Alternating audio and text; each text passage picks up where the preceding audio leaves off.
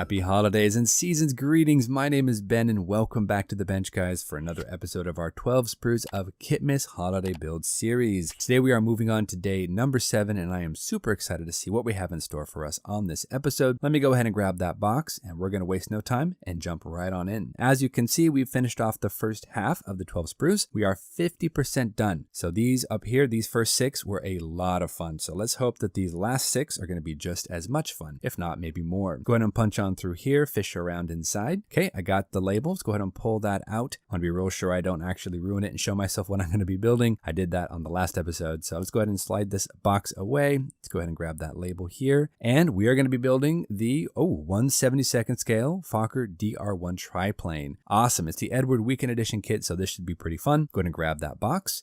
So I've actually heard that this kit is a little bit on the older side, but it still builds up well. So we're going to see how that looks. Let's go ahead and grab the parts and kind of take a look at them, see what we have. We only have one poly bag here in the box. We have 2 sprues that are all basically attached as one sprue. So we don't have a lot of parts. This is actually a very simple kit. Typically World War I kits tend to be pretty simple. There's not a whole lot to them, at least in these little 1/72nd scale jobs. So we're going to go ahead and just jump in here, guys. I want to go ahead and get that airframe basically built up, work on the cockpit, do some seam cleanup, eventually get everything kind of primed out with some Steiner's white primer. And then I want to go ahead and start the painting process. So lots to do here, guys, but I'm hoping this model is going to be super slick to build. Let's go ahead, get this party started.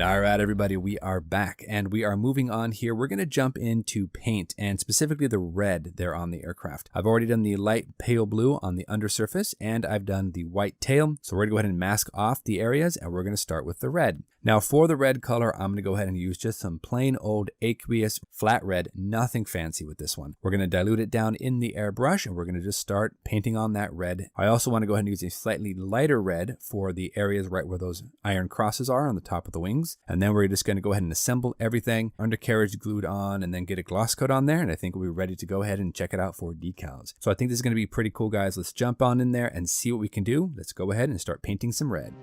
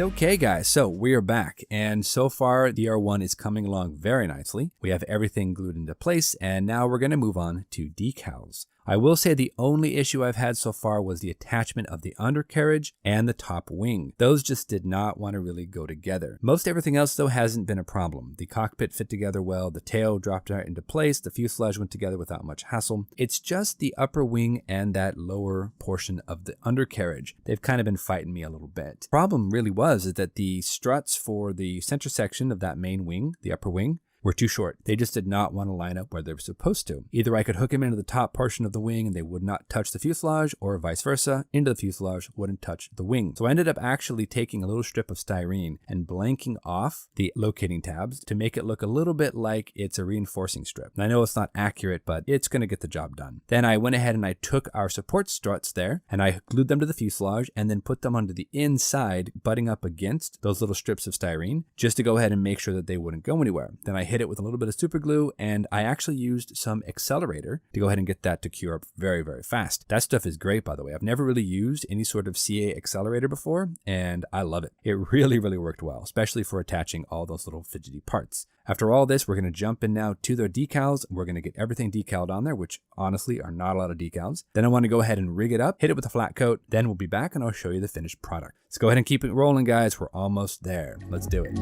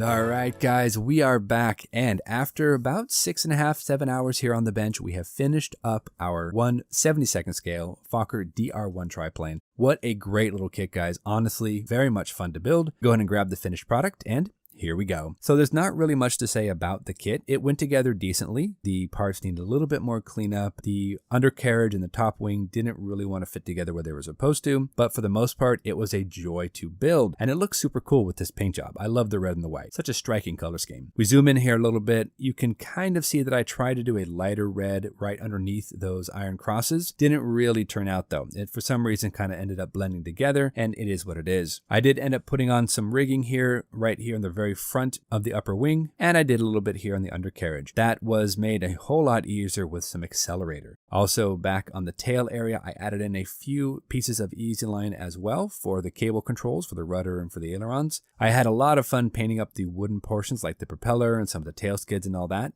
So you can see it is a darker wood color. I did have one of the rear supports crack when I put it in there for the undersurface of the tail. It was a little bit too short and it just didn't really want to go together, but I got it, I worked it out, and it looks okay. The propeller does spin and also turns that radial engine, which is pretty cool. There's not really any need to have this rotating, but you know what? Why not, right? I think it's still pretty fun. This model was a heck of a lot of fun to build. A couple of issues here and there with some fit, but again, it is an older mold, so yeah, it is to be expected. But that is it. Like I said, we are done. So I'm going to go ahead and close the book on episode number 7. I'm going to jump into episode 8. Thank you so much for watching this video series. So far, it's been very, very popular with most of my subscribers, and I really appreciate all the effort to watch the videos. And I'm really appreciating all the interaction with my subscribers. You guys are really enjoying the kit, so that is awesome. So until our next episode, guys, you know the drill. Go out there, get yourself some bench time, have some fun, build something cool. Season's greetings and a happy holidays to each and every one of you. Take care of yourselves. I'll see you back here on Wednesday. Thanks so much, everybody. We'll see you soon.